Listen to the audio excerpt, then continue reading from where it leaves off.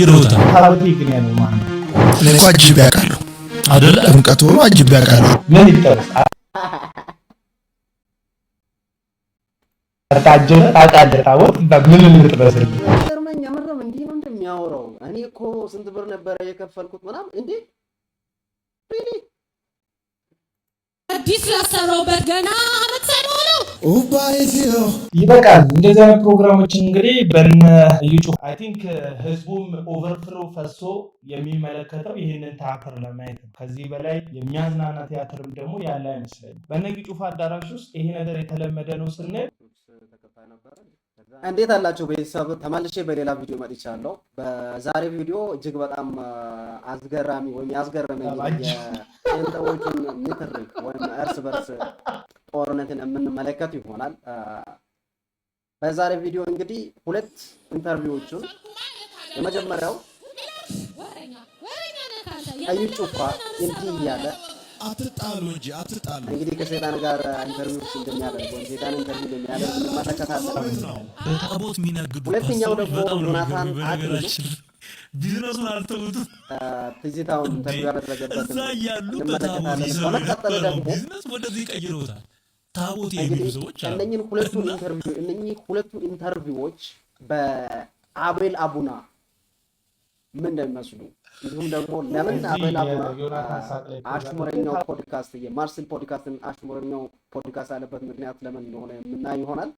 እስከ መጨረሻው ከኔ ጋር ተከታተሉ። ለመሆኑ ለምን ጴንጤዎቹ ይሄን ያክል እርስ በርሳቸው ይነታረካሉ? ለምን እርስ በርሳቸው ይጣላሉ? ለምን እርስ በርሳቸው ጦርነትን ያውጃሉ? እጅግ በጣም የሚያስገርም ነገር ነው። እስከ መጨረሻው ተመልከቱ። የራሳችንን ሐሳብ መጨረሻ ላይ እኔም የራሴን ሐሳብ አስቀምጣለሁ፣ እናንተም የራሳችሁን ታስቀምጣላችሁ። ፕሮግራም እንድጀምሩ እያሳሰብን ቀጥታ ወደ ፕሮግራማችን እንሄዳለን። የዛሬ ፕሮግራማችን ደግሞ ሁለት ኢንተርቪዎች ላይ ያጠነጠነ ነው የሚሆነው። የመጀመሪያው እዩ ጩፋ ሰይጣንን ኢንተርቪው አድርጓል። የመጀመሪያው ኢንተርቪው ማለት ነው። እሺ ያደረገበት ፕሮግራም ሲሆን ሁለተኛው ደግሞ ዮናታን አክሊሉ ትዝታው ሳሙኤልን ኢንተርቪው ያደረገበት ፕሮግራም ነው ይዘን የመጣ ነው። የመጀመሪያው እዩ ጩፋ ኢንተርቪው ያደረገው ሰይጣን እና ቀጥሎ ወደ ዮናታን አክሊሉ እንሸጋገራለን። እስከ ፕሮግራማችን ፍጻሜ ከኛ ጋር ሁኑ። ምን አይነት ነው ያልቻልኩ ማለት አይደለም። ወረኛ ነካታ የበላበት ነው መሰራው። አትጣሉ እንጂ አትጣሉ። ያላችሁት እኮ ሰው ቤት ነው። አዎ ሰው ቤት ነው። እሱማ ሰው ቤት ያው ዋናው ቤት አሁን እዩ እያደረጋቸው ነው ማለት ነው። ሰይጣን የምረም እኔ የመሰለኝ ቁጭ ብሎ ሰይጣንን ወደ ፖድካስቱ ጠርቶት ቁጭ ብሎ ከሱ ጋር የሚያደርግ ነበር መሰለኝ። ለካ ሰዎቹ ላይ አለ የተባለው ሰይጣን ከነሱ ጋር እየተነጋገረ እንደሆነ ነው የማየው። እስኪ እንመለከት።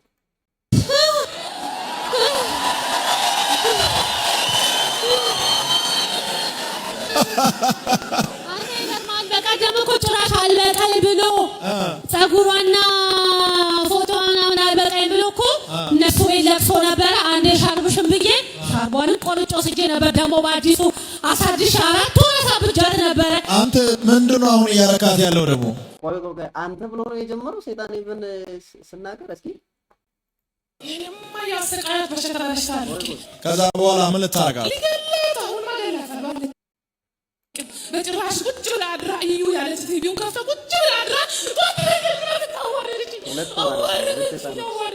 ምን ሆንክ አሁን? አይምሯ ላይ ወጣውታ አይምሯ ላይ ቀላል በሽታ ነው የሚሉኝ እና በኪና ስትሄድ ታይፎይድና ታይፈስ ደምሽ ከፍ ብሏል። እሷ ደግሞ መድኃኒት ኢየሱስን አንዴ ውጭ አለው አልወስድም ትላለች። ከዛ ቁጭ ብላ አድራ እዩ ኖሬ ለገማንተ ልፍስፍስ አትናደድ አንተ። ማንን ነው እዩ ነው ልፍስፍስ ያለችው ወይስ ያን የሚያወራው? ኦኬ ሁለቶቹ እርስ በራሳቸው እያወሩ ነው ማለት ነው። እሱ ኢንተርቪው ያደርጋቸዋል። ሁለታቸውንም ይሄ ጊዜ እየሰጣቸው ታይም እየሰጣቸው እንዲያወሩ ያደርጋቸዋል። አንደኛው አይ ቲንክ አዛዥ ነው መሰለኝ። ይሄ በወፍራሙ ላይ ያለው አይ ቲንክ አዛዥ ነው። ያኛው እየተቆጣበት ነው መሰለኝ። እናደዳለሁ ጉዴን አወጣው።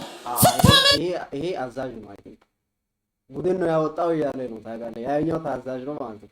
በዛችኛው የገባው ማለት ሙሉ መሰለ ሸፈንኩት ነገርኩህ እኮ እዚህ ጋር ሲላርጎ ነፍሱን ብቻ ለማቋረጥ የቀረኝ እንጂ ያላረኳት ጠይቀኝ ቆመ ሜዶና ሰናድደኛል እና ወጣ አይደለም ምስትር ማውጣው ኦሬዲ አልቋል ደሞኮ ስንት ብር መሰለ የከፈልኩት አሁን በቀደም ራሱ እንደ የሚገርመኝ አመረም እንዴ ነው እንደሚያወራው እኔ እኮ ስንት ብር ነበር የከፈልኩት ምናምን እንዴ ሪሊ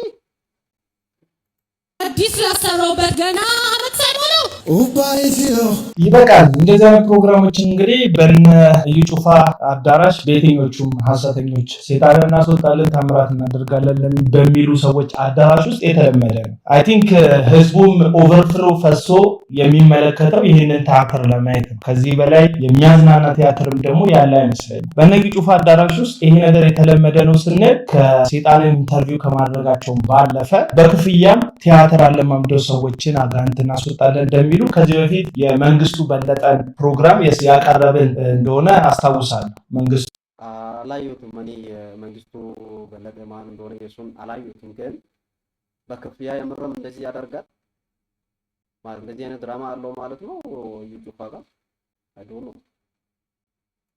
በለጠ እንግዲህ 5 ሚሊዮን ሰይጣን አለብኝ ብሎ እንደ ሶሪያ ኢትዮጵያ በታትን ነው ብሎ እንዲጮህ ተከፍሎት ከዛ እዩ ጩፋ ደግሞ አላሰራ ኢትዮጵያ እንዳትበጠበጥ እንዳደረገ ሰይጣኑ ለፍልፎ እንደወጣ ከፍለውት እንደሆነ በተናገረ በማግስቱ መከላከያ ዩኒፎርም በለበሱ ከመከላከያ ስነ ምግባር ውጪ በተሰማሩ ወንበዴዎች እዩ ጩፋ ይህንን ግለሰብ አስይዞ አስደብድቦ በግድ ይቅርታ እንዳስደረገው በመረጃ መከላከያ ራሱ ወጥቶ መግለጫ እንደሰጠበት እዩ ጩፋ ላይ እነዛም በሱ ፕሮግራም ላይ የታዩ ወታደሮች ቀይ ቡኔት አድርገው የነበሩ ወታደሮች የመከላከያ አባላት እንደሆኑ ለእረፍት ዘመዶቻቸው ጋር እንደሄዱ ከዛ በኋላም ደግሞ ቀይ ቡኔት ለባሾች እንዳልሆኑ የመከላከያ ኃላፊዎች መግለጫ ሰጥተውበታል። ለምን እነዚህ ጉዳዮች በህግ እንደማይዳኙ አላውቅም። እዚህኛው ፕሮግራም ላይ ግን እንደምትመለከቱት ምን ልታደርግ ነው ያስካቸው ይላል።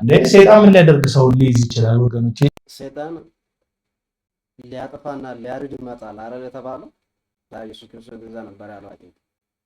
እስቲ ኮሜንት ሴክሽኑ ላይ ሐሳባችሁን ግለጹ። ምን ሊያደርግ ሰይጣን ሰዎችን ሊይዝ ይችላል? ኢየሱስ ክርስቶስ ዮሐንስ ወንጌል ምዕራፍ 10 ቁጥር 10 ላይ ሌባው ሊያርድ ሊያጠፋ ሊገድል መጣ፣ እኔ ግን ሕይወት እንዲሆንላችሁ እንዲበዛላችሁ መጣሁ ሲል ክርስቶስ ኢየሱስ በወንጌሉ ላይ ነግሮናል። ሌባው ሕይወት ሊያጠፋ ነው የመጣው። ሰይጣን ለምን ይመጣል? ሰዎችን ለምን ሊይዝ ይችላል? ለምንድን ነው ያስካቸው ብሎ ግን ደጋግሞ እዩ ጩፋ እነዚህ ሰዎች ይጠይቃቸዋል። ያው ሰይጣን ምን ይመስላችኋል? እንደ ይሄ ጥያቄ የዩ ተገቢ ነው አይደለም? እኔ እንጃ። ፐርሰናሊ ግን ብዙ ጊዜ ስትጠየቁ የሚመልሱት መልስ አለ፣ ሰምታችኋል ብዬ አስባለሁ። አንዳንዶቹን ካያችሁ ላሳብዳት፣ ልገላት፣ እንዲህ በቃ እንደዛ አይነት እንትኖች አሉ የሚመልሱትና ምን ይመስላል እናንተ እንደዚህ አይነት ዳያሎግ ማለት ከሰይጣን ጋር ወይም ደግሞ ሰይጣን የያዘው ሰውዬ ሲጠየቅ የሚመልሳቸው መልሶች ምን ይመስላሉ? እናንተ ጋር መጠየቁ ተገቢ አይደለም ትላላችሁ ወይስ ደግሞ ንግግራቸው የሚመልሱት መልሳቸው ምን ይመስላችኋል? እንዴት ነው የምትቀበሉት?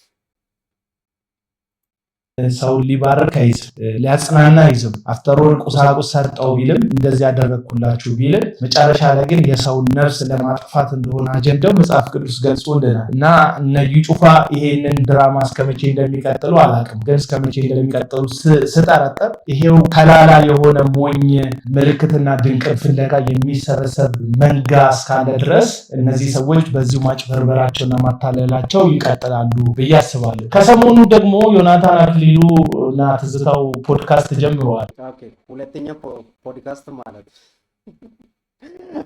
ባይዘይ አሽሙረኛው ፖድካስት ነበር ያለው አቤል አቡና በማርስን ቴሌቪዥን ነበር በዮናታን አክሊሉ ነበር ፖድካስት የተጀመረው እና እሱ ምን ነበር የሚለው አቤል አቡና ይሄ አሽሙረኛው ፖድካስት ነበር ያለው። ለምን አለ? በቪዲዮ እንመለከት እስኪ። ያለበትን ምክንያት እሱ ራሱ ይነግረናል ያስፋል። ወደኛ ስራ እንደተቀላቀሉ የሚያሳይ ነገር ነው። ይበል የሚያሰኝ ነው። ያው የሚዲያ ዘርፍ በጣም ሰፊ ስለሆነ ቦታው አይጠበንም። ሌሎቻችሁም ይህንን ነገር ብትቀላቀሉ ኢንቫይት አደርጋችኋለሁ። እንደውም መስቀል ሚዲያ መጣችሁ የተሟላ ስቱዲዮ መከራየት ትችላላችሁ። ሙሉ አቅራቦት አለ፣ ካሜራ አለ፣ ኤዲት እናደርግላችሁ። ፕሮሞሽን ይላል እዚህ ጋር ፕሮሞሽን መጣችሁ እኛም ስቱዲዮ ይህንን ቀረጻ መቀረጽ እንደምትችሉ በዚሁ ላሳስባችሁ ወዳል ወደ ፕሮግራም እንሄዳለን። በታቦት የሚነግዱ ፓስተሮች በጣም ነው የሚገርሙኝ። በነገራችን ቢዝነሱን አልተውቱም እንዴ! እዛ ያሉ በታቦት ይሰሩ የነበረውን ቢዝነስ ወደዚህ ቀይረውታል። ታቦት የሚሉ ሰዎች አሉ እና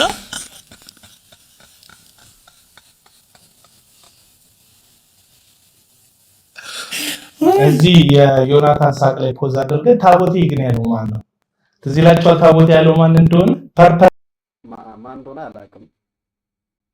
ምናልባት እሱ ያውቃል መሰለኝ። አቤት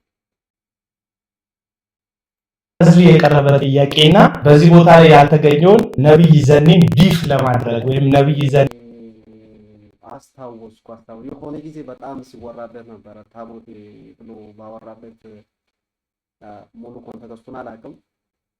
ጀስት ሙሉ ፕሪቺንግ ሆነ ስብከቱን አልሰማሁበትም ትምህርቱ። ነገር ግን ሲወራ ነበር በሚዲያ ላይ ሲቀባበሉት ነበር። ያ ነበር አይ ቲንክ ያነሱት እኔ ላይ አሽሙር ቃላት ለመወርወር ነው። እንግዲህ እነዚህ ሁለት ሰዎች ስቱዲዮ ውስጥ ገብተው ይሄንን ጥያቄ የሚጠያየቁት ቀጥለን እንሰማለን። ፓስተር ሆኖ በታቦት የሚነግዱ ይላል ትዝታው ሳሙኤል። በታቦት የሚነግደው ትዝታው ሳሙኤል ነው ወይስ ዘነበ ነው እኔ አላውቅም ቢሎን ቀጥሎ እናያለን። እንከታተል። እንዴ እኔ እኮ ጥለው የወጡ ነው የሚመስለኝ እንጂ እስካሁን ድረስ ታቦቴ ብሎ የሚጠራኝ አጋጥሞኛል። በጣም ነው የተደነቁትና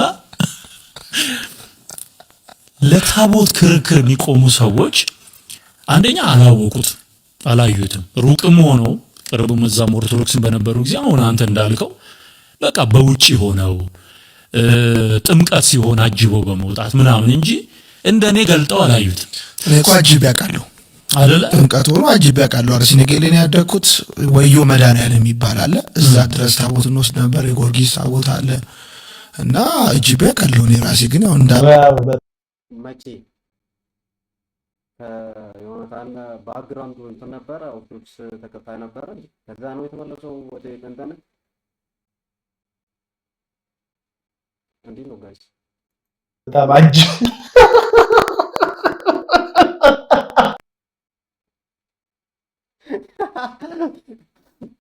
ሳቁን ይኸው እዚህ ጋር እንደምስቅ እንደሚያሾፍባቸው የአቤል አቡናን ተመልከቱት እስኪ እንደምስቅ ይኸው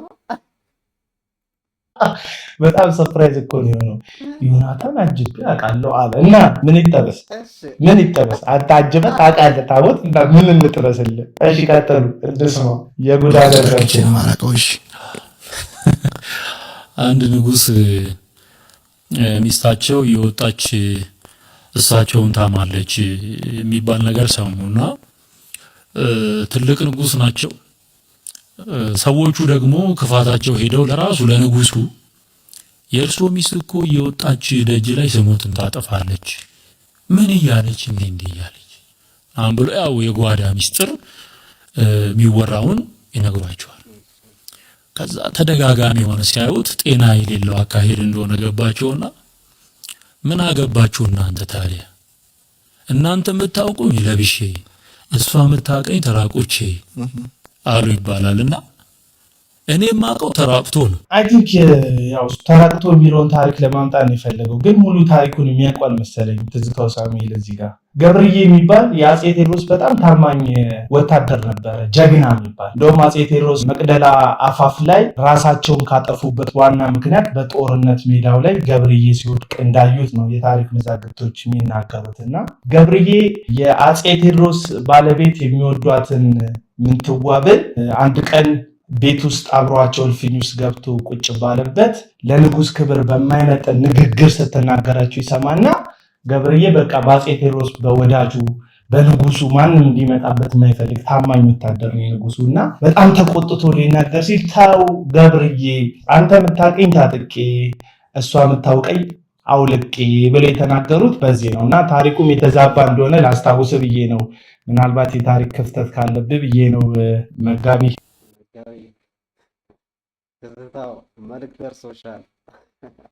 ሰዎች የሚያውቁት ደግሞ ለብሶ ነው። ስለዚህ ብናገር የሚያምርብኝ እኔ ነኝ። ይሄንን ግን ልክ እንደ ስድብና እንደ አመጽ አድርገው የሚቆጥሩ ሰዎች አሉ። እንዴ መጽሐፉ ቢነበብ ለምሳሌ የኢትዮጵያ ኦርቶዶክስ ስርዓተ ቤተክርስቲያን መጽሐፍን አይ ቲንክ ይበቃናል። ይሄ ግለሰብ እያለ ያለው እኔ ስናገር የማያምርብኝ እኔ ስለ ታቦት ማብራት ብቸኛ መብት ያለኝ ከኦርቶዶክስ ከወጣሁም በኋላ ቋሚ ስራዬ አድርጌ ማውራት የምችለው እኔ ነኝ እያለ ነው። ከዮናታን አክሊሉ ጋር እንግዲህ ዘነበን በሾርኔ ለመናገር በሐሜት ምላስ ለመናገር ነው ወይ ፊት ለፊት እንደኛ ዮናታን አክሊሉ ብዬ እኔ እንደምጠራው ፊት ለፊት ስሙን ጠርቶ አይደለም የሚናገሩት፣ ወይም ደግሞ የሌሎቹን ስም ጠርተን በማስረጃ ችግራቸውን አውጥተን እንደምንናገር አይደለም የሚናገሩት። እነዚህ ሰዎች በሾርኔ በቃ የብዙ ፓስተር የብዙ ነብይ ነን የሚሉ ግለሰቦች ችግር የለው። መድረክ ላይ ማይኩን ይጨብጣሉ። ሁልጊዜ ሐሜተኞች ናቸው፣ ግን ህዝቡ የሚቆጥራቸው እንደ ወንጌል ሰባኪ ነው። የሚናገሩት ግን አብዛኛውን ጊዜ አሽሙር። ዘነበ ጋር ችግር ካለ ዮናታን አክሊሉ ደውለ መናገር ትችላለህ። አሁን ሄዳችሁ እንደዛ ነው ማለት ያለባችሁ። ለምን ደውላችሁ አትነግሯቸውም? ለሐሰተኞች ችግራቸውን ቢሮአቸው ክፍት አይደል? ለምን ሄዳችሁ አትነግሯቸውም? ምትሉ ሰዎች እነዚህ ግለሰቦች በአሽሙር የሌላውን መንገድ ለማቆም የግል ጥቅማችን ተነካ ብለው በዚህን ያህል ደረጃ የሚሰብክ የሚያስተምር አገልጋይ ላይ የአሽሙር ጅራፋቸውን ሲመዙ ወጣችሁ እናንተ ልክ አይደለም የተናገራችሁት ንግግር በዚህን ያህል ደረጃ ዘነበ ልትናገሩት አይገባም ብላችሁ ቻሌንጅ ልታደርጓቸው ይገባል። ዘነበ ምን ቢል ነው ቆይ እንደዚህ የተባለ ብላችሁ ከጠየቃችሁ ዘነበ ላለው ነገር እንግዲህ በቂ የሚሆን መልስ ትዝታው ከዚህ በፊት መልስ ሰጥቷል። ይህንን ቪዲዮ ተመልከቱት። በጣም የምንወደው የምናከብረው ወንድም ነው። በአገልግሎቱ እንባረካለን። እንዲህ አይነት ጉዳይ ላይ ግን ጣልቃ ገብቶ ሲያበላሽ ይነገረዋል ማለት ነው። ፍቅር እውነትን አይሸፍንም። ይሄንን ወቁ። ፍቅር እውነትን አይሸፍንም። ወንድሞቼ የምላቸውን ሰዎች ለእግዚአብሔር መንግስት እንቅፋት ሲሆኑ በተለይ የማገለግለውን አገልግሎት በአንድም ይሁን በሌላ መንገድ አታክ ሊያደርግ የሚችል ምንም አይነት ነገር ሲናገሩ ዝም አለ። ኦኬ። ከእግዚአብሔር ቃልና እውነት የሚበልጥ ማንም የለም። ሁሉም ይሰበሰባል፣ ወደ ጉድጓዱ ይገባል። ሁሉ ማንም ዘላለማዊ የለም። እዚህ ምድር ላይ ዘላለማዊ ሆነ የእግዚአብሔርን ሐሳብ የተቃወመ ሊኖር የሚችል ማንም የለም። ስለዚህ ትክክል ሲሆን ትክክል፣ ሲሳሳት እንደ እግዚአብሔር አገልጋይ ገብቷችኋል። ሌላ ቦታ ላይ የምናነሳውን በትር እዚህ ትሬት ማሳያ እናደርገውም። ያው በትር ያለ ስርዓት የሚሄድንም ምንም አይነት ወንድም ይሁን ከቤተ ክርስቲያን ውጭ ያለውን ጭምር ለሁለቱም እንጠቀመዋለን። ይቅርታ መጠየቅ ካለበት በዚህ ጉዳይ ላይ ይቅርታ ይጠይቅ። ቪዲዮውን ላሰማችሁ። ምንድነው የሆነው? ምን አግኝተ ነው እንደዚህ የምትናገረው? የሚል ሐሳብ ጥያቄ ሊነሳ ይችላል። ምናልባት ጥያቄ የሚያነሱ ወገኖች ካሉ እዚህ ውስጥ እንዲረዱ የምፈልገው ይሄንን ነገር ማደርገው አሁን ከማሳያችሁ ቪዲዮ በመነሳት እና ተቆራርጠው የሚሰሩ ቪዲዮዎች አሉ፣ ወጥነት ያላቸው ሙሉ ሐሳብ ደግሞ በአጭሩ የሚቀርብባቸው ቪዲዮዎች አሉ። አንዳንድ ሰዎች ይሄንን ቪዲዮና የነብይ ዘኔ ንግግር ከኛ ፎቶ ጋር አቀናብረው ለቀዋል። አንዳንዴ ሰዎች የሚናገሩት ለማን እንደሆነ ስለሚታወቅ ፎቶ ተቀነባብሮ የሚወጣበት ሁኔታ አለ። በራሳቸው በሰዎቹም ሊሆን ይችላል፣ ያንን አገልግሎትም በሚደግፉ ሰዎች ሊሆን ይችላል። ኦኬ። ስለዚህ ይሄንን ስሙት መጀመሪያ።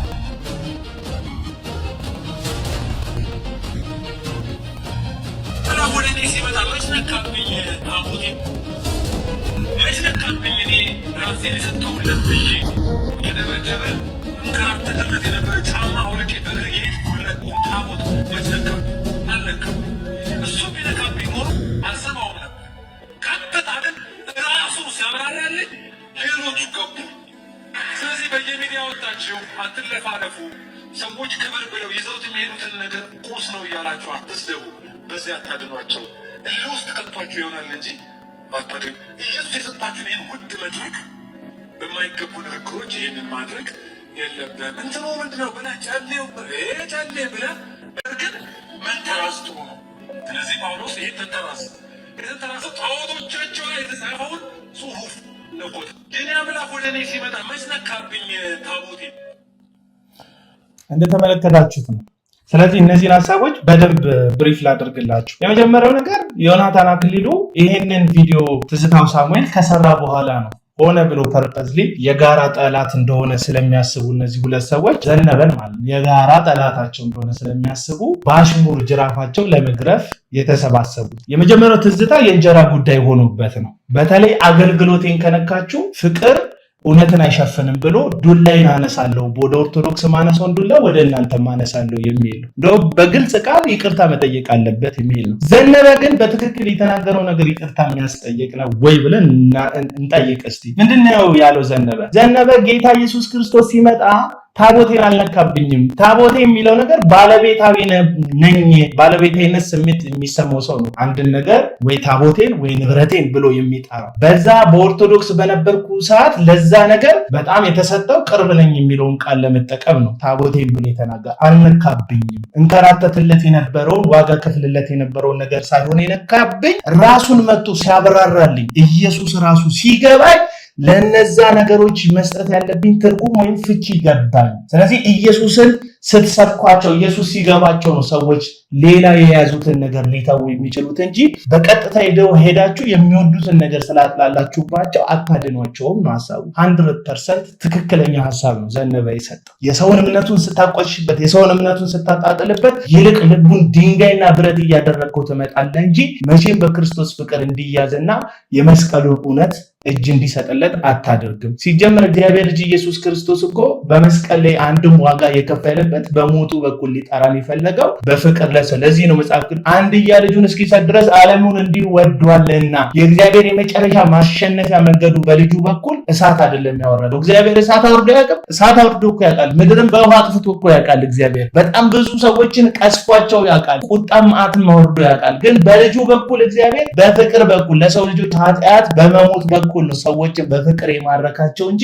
እግዚአብሔር እንኳን ሁሉን የሚችል በአንዲት እስትንፋሳዊ ቃሉ ሊያጠፋን ከዚህ ምድር ሊደመስሰን የሚችል አምላክ በጉልበት ወይም በኃይል ሳይሆን ልጁን ስለኛ በመስጠት ነው ወንጌል እንድንረዳ በክርስቶስ ኢየሱስ እንድናምን ያደረገው። ስለዚህ ይሄንን ፍቅር የገለጠውን እግዚአብሔር ልጅ ኢየሱስ ክርስቶስን ለሌላው ቤተ እምነት ስትናገር የቤተ እምነቱን ሐሳብ የሚወደውን የሚያምንበትን ጉዳይ በማላገጥ ልክ ትዝታው ሳሙኤል እንደሚያደርገው ከፍተህ ሂሂሂ ውሁሁ እያደረግ በሰው ላይ በማላገጥ ሳይሆን ሰዎችን ወደ አንተ እምነት ወይ ወደ ክርስቶስ መንግስት የምትጣራቸው ፍቅርን በመናገር ነው። ይሄን ነገር ግን እነ ትዝታው ሳሙኤል ዙሪያ ያሉ ሰዎችን የሚያስደስት አይደለም። ምክንያቱም ለትዝታው ሳሙኤል ስለ ታቦት እያጠለጠሉ ማውራትና መናገር እንጀራው ነው። ያን ነገር ካላወራ ምግብ መብላት አይችልም፣ በህይወት መቀጠል አይችልም፣ ሚዲያ ላይ ተሰሚ መሆን አይችልም። ስለዚህ የሚወደውን የኔ ብሎ የያዘውን ደሞዝ መብያውን ዘነበ ስለነካበት ብቻ መጥቶ ዘነበ ኦኬ። በእርግጥ እንዳያችሁት ነው ሁሉንም አበላም የሚሰጥበትን የእሱን ዲፊኒሽን አይታችሁታል። እነሱን እሱ ዲፋይን የሚያደርግበት ወይም አይታችኋል፣ የእነሱንም አይታችኋል። እና ለምንድነው ግን ጴንጤ እርስ በርስ በጣም እንዲህ የሚበላሉት? ፍቅር ምንም እየታየ አይደለም ነው። ፍቅር እየታየ አይደለም።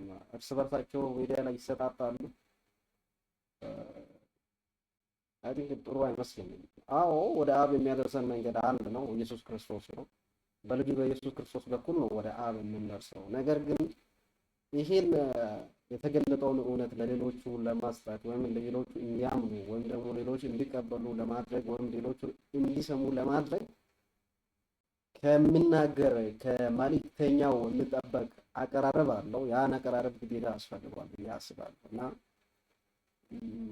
ነገር ግን ማን ጋር ነው እየታየ ያለው? አሁን ይሄ ሚዲያ ላይ እንዲህ መሆኑ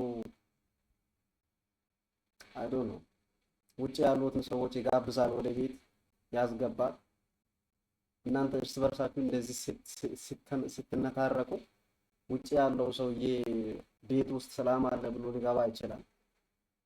በአንድ መንግስት ውስጥ እያላችሁ የአንድ መንግስትን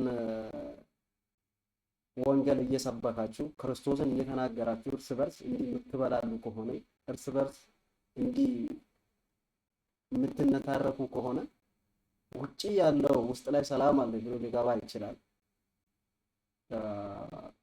አንቺ ምናልባት ውስጥ የሚገባ ከሆነ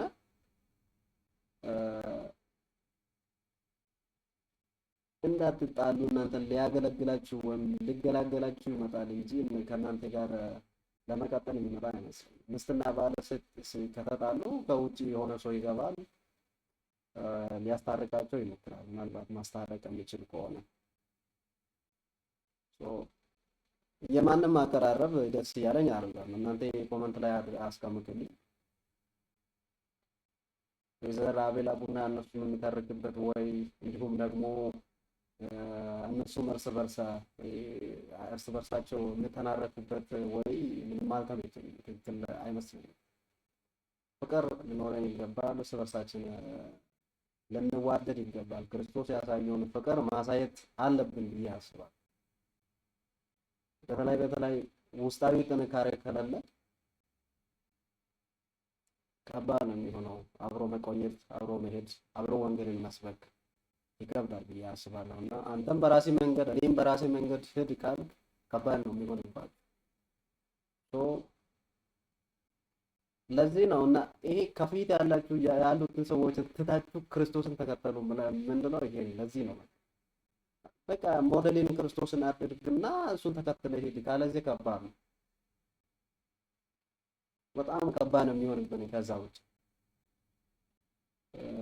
ምክንያቱም ሰዎቹ እርስ በርሳቸው ይሄ እውቅና ፍለጋ፣ ፌመስ መሆኑን ፍለጋ፣ ተከታይን ለማብዛት፣ ተቀባይነትን ለማግኘት ከሚያደርጉት ሽሚያ የተነሳ ትክክለኛውን ወንጌል ይገፋሉ፣ ፍቅርን ያጣሉ፣ እርስ በርሳቸው የምንታረቁ ይሆናሉ፣ የሚጣሉ ይሆናሉ፣ የሚባሉ ይሆናሉና እነኚህ ከፊት ያሉት እንደዚህ የሚሆኑ ከሆነ እኛ በመንፈስ ቅዱስ እግዚአብሔር ልጁን ኢየሱስ ክርስቶስን ስለሚገልጥልን ልጁ ኢየሱስ ክርስቶስ እግዚአብሔርን አብን ስለገለጠልን ያን መንገድ እየተከተልን መሄድ አለብን ብዬ አስባለሁ።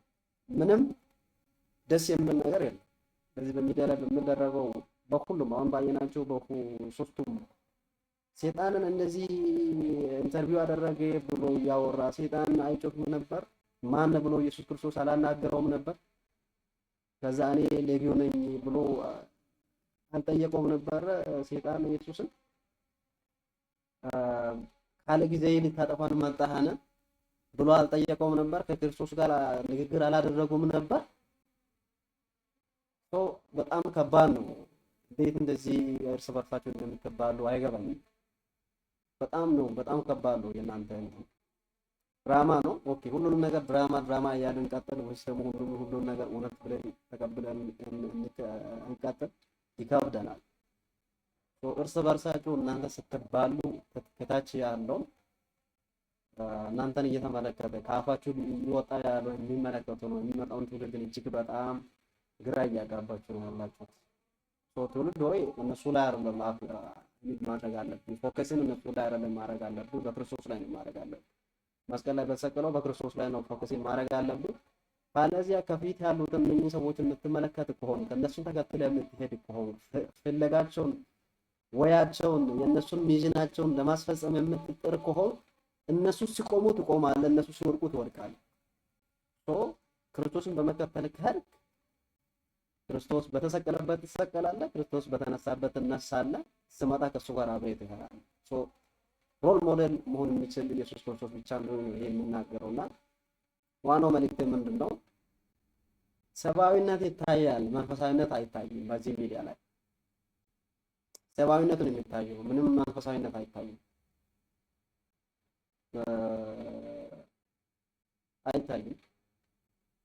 ለበለጠ መረጃ ፎሎ አድርጉኝ፣ ሳብስክራይብም አድርጉኝ፣ ፕላስ ደግሞ ሼር አድርጉ ለሌሎቹ ጋር እንደርስ፣ ላይክም አድርጉኝ፣ ሀሳባችሁን ደግሞ ጻፉ፣ አበረታቱኝ። በሌላ ቪዲዮ ቀጣይ ጊዜ እንገናኛለን። ደህና ሁኑ።